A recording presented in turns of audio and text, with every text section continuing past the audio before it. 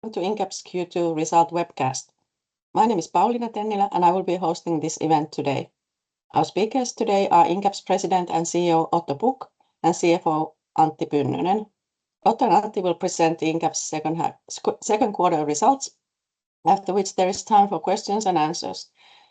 You can post your questions with the Q&A function already during the presentation. The recording of this webcast will be available on Incap's website later today. I hand it over to you now, Otto. Thank you and welcome everybody from my side as well. It's always a pleasure having so many people having interest in Incap. And I'll start sharing the presentation here slowly. Currently, me and Antti, we are in Kuressaare in Estonia, where Incap is supporting the Kuressaare Saaremaa Opera Days. And I hope that we have also some of the you guys shareholders here in Kuressaare enjoying the culture and the music. But let's talk a little bit about the quarter that has gone. As we had anticipated, the first half of the year started with a little bit anticipation in the market. We had hoped that by now already these tariffs and trade deals that are foremost with US and Europe, but also US and India, had regained some kind of clarity. But there's still uncertainties. And as you saw, we went in and we did a steering change here in the beginning of the week due to that. Otherwise, the revenue we had during the quarter was slightly higher than the previous quarter, and the first half year figures in that sense is as here on the screen. So still in a double-digit EBIT and 107.5 million euro in revenue. We give now an interval, so the new outlook that we have is showing a number a little bit, then flexibility. So we choose to do that to get clarity. And we continue to now monitor what is happening in the foremost with the US administration and the trade deals. And let's see, in principle, when we changed the steering, the biggest issue for us was the dollar exchange rate. And we had some projects that had been postponed, but our steering was very close to the previous year. And when the dollar exchange rate changed, which is a big part of our business, is dealt in dollar, and as we have the Indian unit very much dealing in dollar, and of course the US unit as well. Then this very weak exchange rate affects our result. A little bit to visualize this as well. So there is a all-time low in that sense in both the dollar and the Indian rupee that follows the dollar, and we feel the effect in both of those. Otherwise, we have continued, of course, to work and develop with Incap. We have installed our new SMT line and the upgrade of that in UK, and we have also invested in here during the first half in SMT production equipment in US and in new X-ray in Estonia, and upgraded our PCB washing technology in Slovakia. So we keep on investing and seeing that our factories are top of the line and can handle our needs. Also in India, we have done SMT line investment, but also installed, as you saw perhaps in social media, quite significant amount of solar power in the Indian facility, and that of course is part of our sustainability program, and so as well. Also perhaps to mention during the quarter is that we have continued to develop our units and also regain some new accreditations in defense industry, for example in UK, where we have the JOSTAR Zero accreditation now in place. So business continues. We continue to develop and so the business all over the different factories. When it comes to sustainability work, it continues. So we just had the report out here in springtime, but of course we have already kicked off the reporting for this year and now have been heavily focusing on our climate transition plan and have been focusing and developing that. So that is now with roadmaps and targets and so is in place, and we start developing and moving forward with that. And of course, we have a focus. We are looking at all the opportunities we have to reduce our CO2 emission, and that's why solar panels and other things that I was mentioning before is, of course, in very much focus. Of course, it's always about our people, and I think we wouldn't be here today without our excellent teams all around the world that continues to deliver and perform very highly and see to it that our customers get what they want and needs in that sense. So it's always a team effort, and it's a pleasure working with all Incap people around the world. But that said, Ante, you might want to dig in a little bit more into the details when it comes to the numbers. So go ahead, please. Yes, please. So if we take on the next first slide here, the result of the second quarter, 55.3 million, slight increase from the first quarter, almost 6%.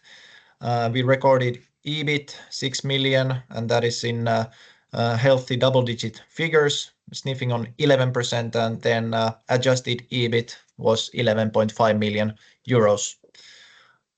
Here we come again on this trend since 2020, second quarter. So the figures show now on the second quarter slight increase from the beginning of the year, and then towards the second half we expect the similar level to continue. And then if we take the next one here, so we also measure, of course, the development on the inventory values, and then as we commented earlier this week about the currency rate. So obviously when Incap is so international business and most of our assets are in different currencies, and then mainly this US dollar euro rate has weakened. So of course we value all our assets as well. Balance sheet is valued on the latest currency, and then inventory also is partially impacted by weakened currency effects. If we would have used the similar rates as 2024, actually the inventory levels have slightly increased since the December 2024. And then we still remain extremely healthy when it comes to our cash position. Our net interest-bearing net debt is minus 35 million. So below is the definition where it comes from, 64.4 million cash, and then interest-bearing liabilities 26 on a non-current side and 3.5 million short term, and 2,600 approximately FTEs on the group level, and there's an increase in the figures, and mainly contract worker number in India is picking up.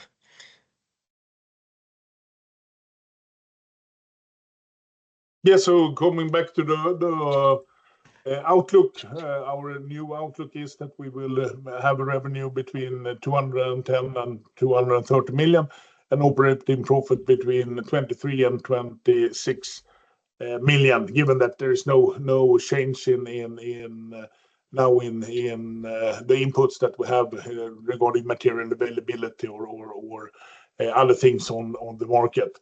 And our previous estimate was that we were going to be higher than this year, but this is now revised. But I think that's it from us when it comes to the numbers and so on. We are always happy to take questions. That's the main part of this webinar. So guys, please go ahead and let's discuss what is in your mind. All right, there are a couple of questions here for you. So, talking about the postponements done by the customers, do you see a lot of pent-up demand due to them? Yeah, I think first of all, I want to emphasize that the main reason for us changing the steering is still the exchange rates and not postponements or project. Postponement of project is more reflecting to that we were expecting the Q2 growth and in the end of Q2 and so. But yes, we see it. There's still hesitation. There's hesitation in especially our customers that deliver into US or have end customers on their side that deliver into US. And we see that in many sectors, that both industrial customers but also defense customers, as there have been some question marks regarding some projects in the support of Ukraine from US that now is a little bit pushed into future. So yes, that is, but I don't think it's not a question of demand that is going to, how to say, disappeared. It's a question of timing and now we are already, in the second half of the year and very close to the window where we already know what how to say the year will play out. And if the orders haven't been placed by now, then of course it won't be a big probability that it will already be fitted into this year and can be delivered in the year. So of course the longer it takes and the longer people wait, the more likely is that it's orders that we're gonna deliver next year rather than this. So what is your current utilization rate and what is your revenue run rate at full capacity? Yeah, it's a full capacity is a relative term in that sense that we have talked about it in this webinar several times before that we always plan with some kind of overcapacity. We have that today as well. That is what we are selling in terms of for our customers or for our potential growth. But capacity, it all depends on what kind of product mix there is. So if you do like we do for some customers, 10 feet by 10 feet big controller units, then you can fit those fewer of those than if you make a small board that is perhaps 10 millimeter or 10 centimeters by 10 centimeters. So it all depends on. So I wouldn't talk about capacity in that sense. And in general as well, I think it's an old way to look at manufacturing, talking about always how to say capacity utilization, because it's a moving target. As an EMS company, we can always rent more facilities, we can rent equipment, we can rent people. So it's more a question of what the customer needs and what is the current output need that we have, and then we will match it. And it's the service of matching that need that is the core and the essence of EMS business nowadays.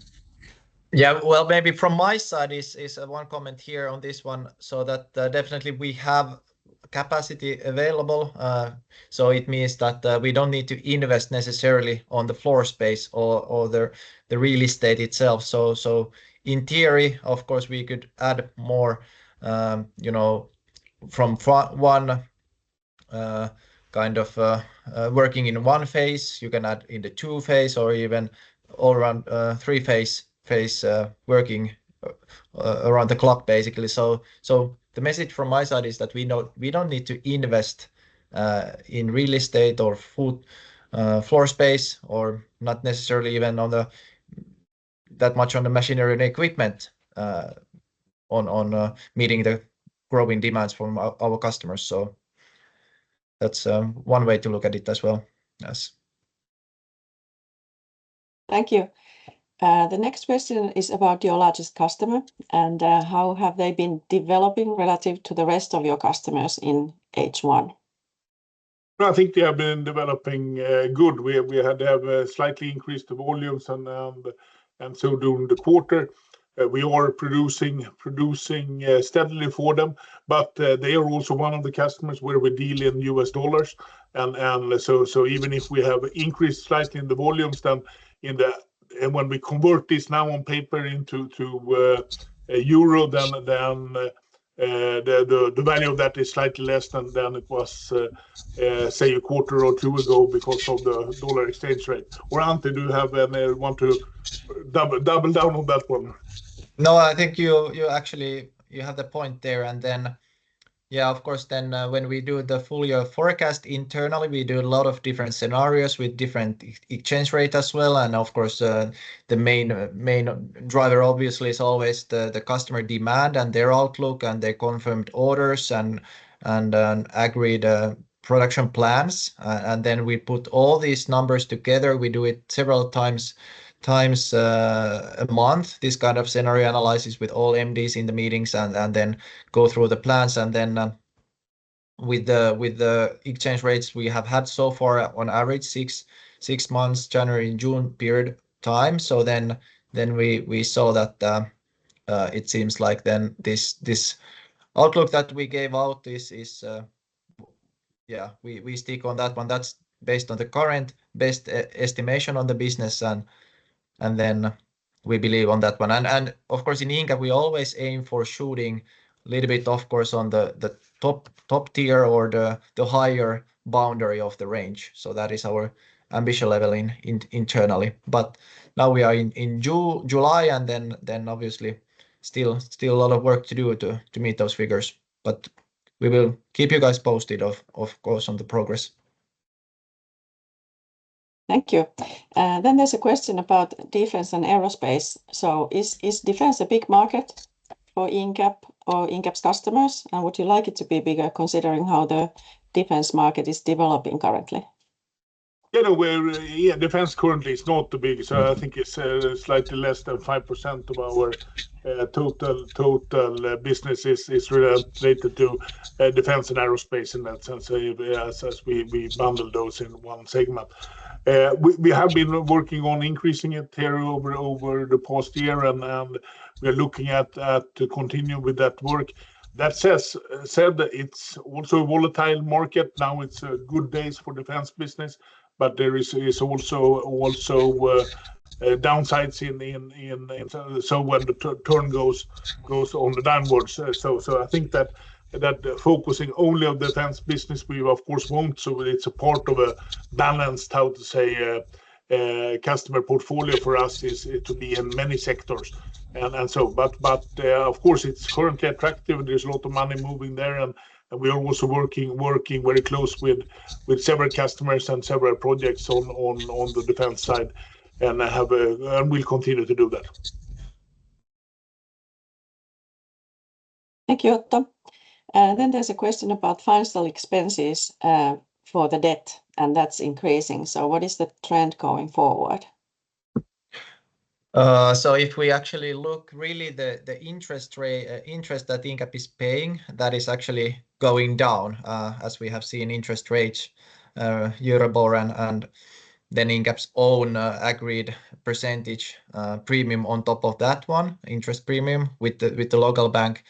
So combination of those, that is going down. So the real what Incap is paying for the debt is actually 150,000 less first 6 months this year than it was last year. So the majority of the finance expenses actually is all related to this, like a translation differences. Like mentioned earlier, we are very international business, and we have a lot of dollar-based assets.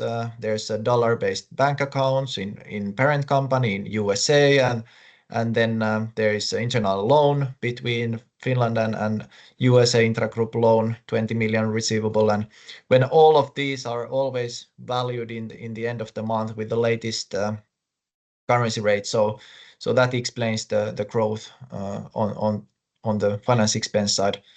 That said, Incap has also monitored this development of the currencies and what can be done there, and then analyzed different ways to protect against this one. And then we have already taken a step to hedge. For example, we hedged end of last year this intragroup receivable from US, and that is on the other hand then showing some financial income on the P&L side.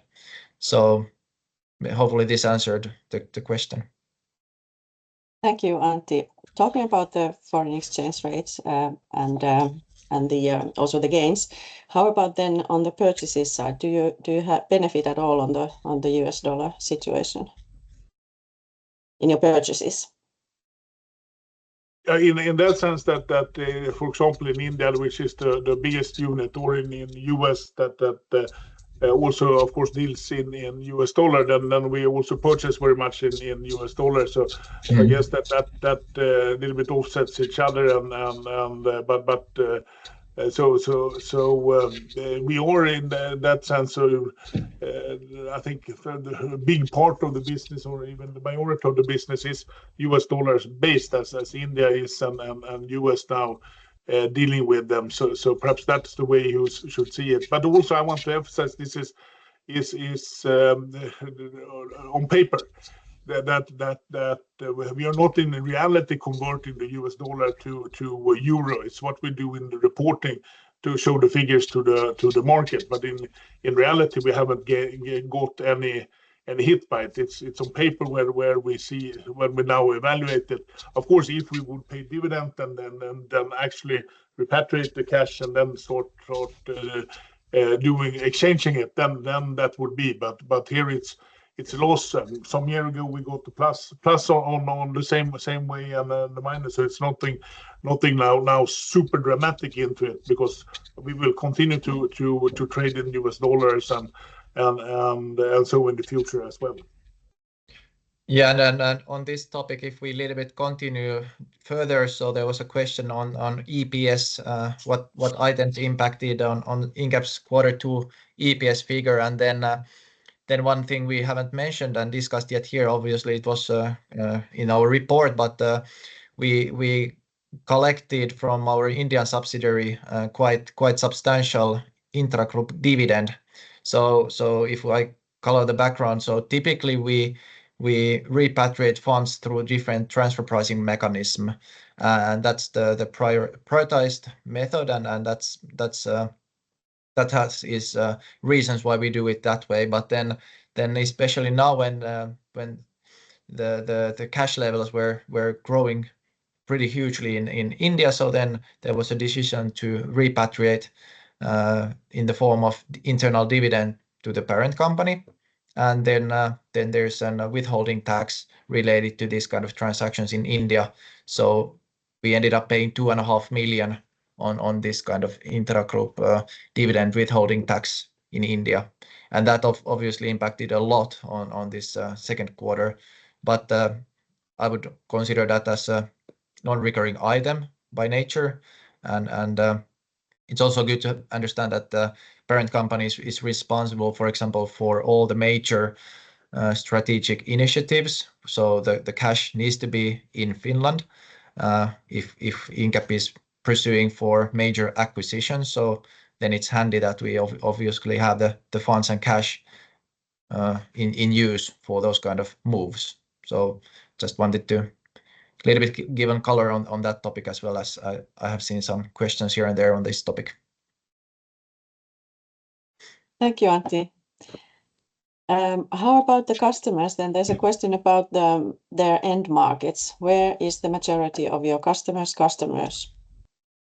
We of course have customers all over the world, but if we look at the majority of our customers are European based, but then their end customers in turn can be all over the world. So it's a little bit hard to say, but we many of our own customers are European based or European companies. Then we can deal with their subsidiaries in different parts of the world. So even in, for example, now US business, we are dealing with some company that some customers that are US based, but also have big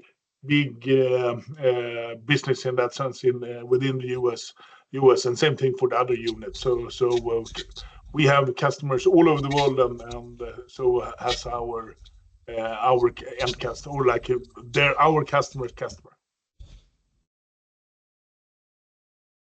Thank you, Otto. Then there's a question about the strategy to avoid commoditization in the EMS industry. Not sure what that means, but maybe you do. A strategy to avoid commoditization in the EMS industry. Commoditization, and I don't know what can be thought about that in that sense. But I can say like this, that everybody is very often talking about different segments when it comes to our business, and I see many of our peers, they even classify, they have different divisions well for different kind of industrial segments. But we have never looked at it in Incap in that way. There is we rather look at that we produce complex electronics, and then this electronics can be used in medical or industrial or in defense or in whatnot. So when you take a hammer to an electronic device, then in principle it's the same. You will end up with a PCB. You will have some perhaps buttons, displays, and some mechanical embellishments around it, and then it doesn't matter if it's a computer, some kind of tester or a mobile phone or whatever it is in that sense. So I don't believe that there is very big difference in many of these segments that you normally see. So if you then talk about different commodities, perhaps that goes for the same then in that sense that it's rather a point of view than actual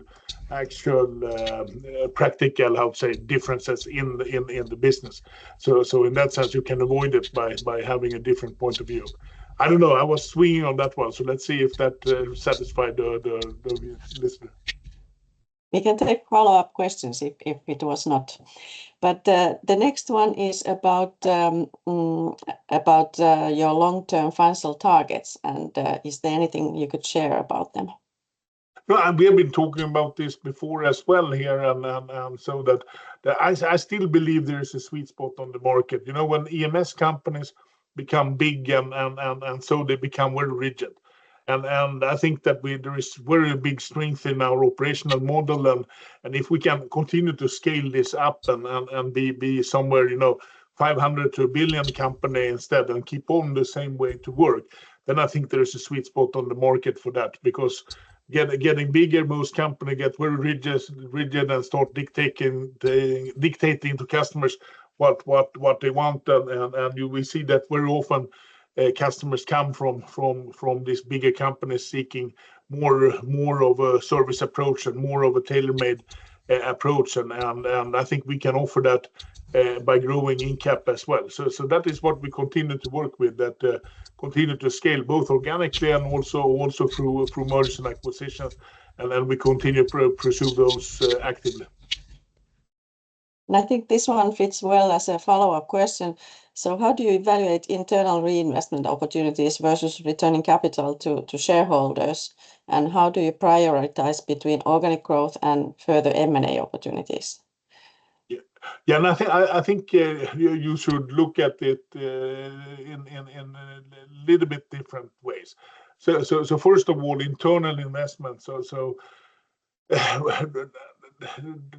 I remember I had long time ago when I was studying in university.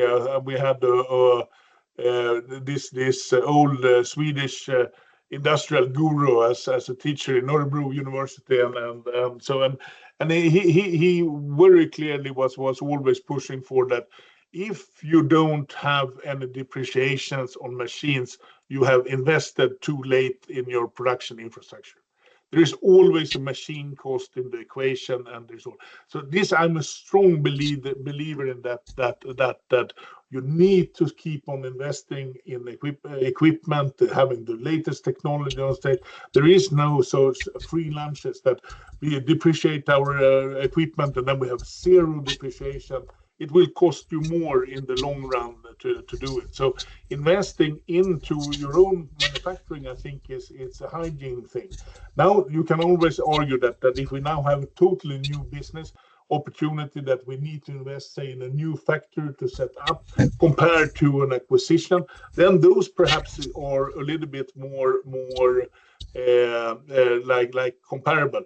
That said, that those opportunities very often come with existing customers, and growing organically with existing customers, I would say, is always preferable towards growing through acquisitions.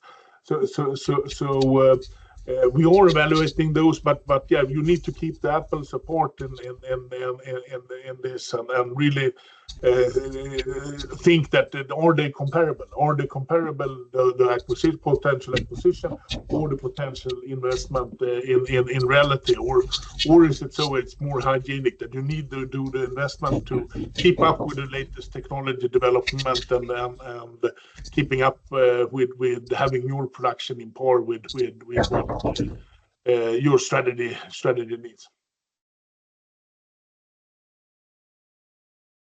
Thank you. I think we could take one final question here, and it would be then that do you expect to finish any M&A transactions this year?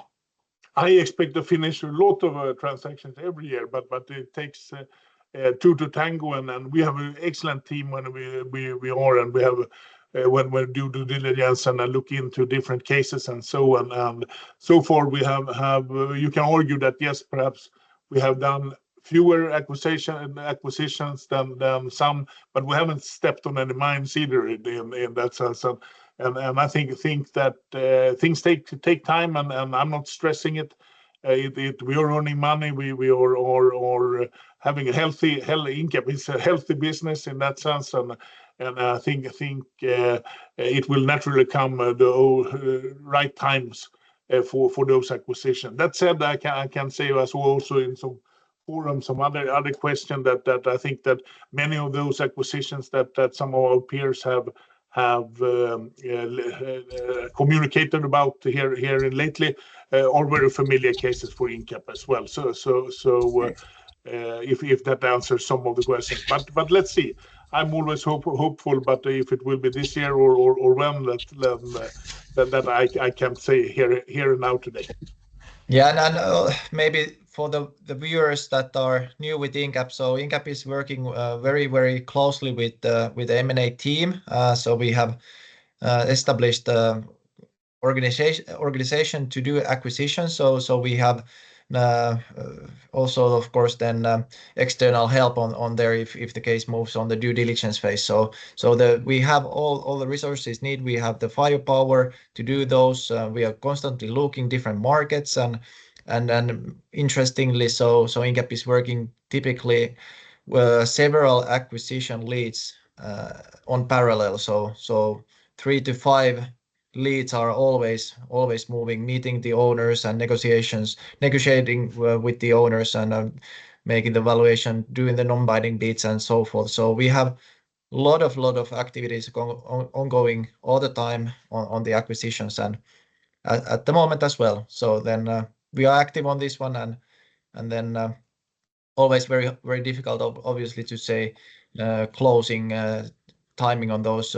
Depends on many factors and how the due diligence goes, and do we find any red flags there that are showstoppers and so forth. But the more you keep pushing and trying, the eventually you will get those deals that are good for Incap and that are good for the shareholders of Incap. That's the most important. Thank you, Antti.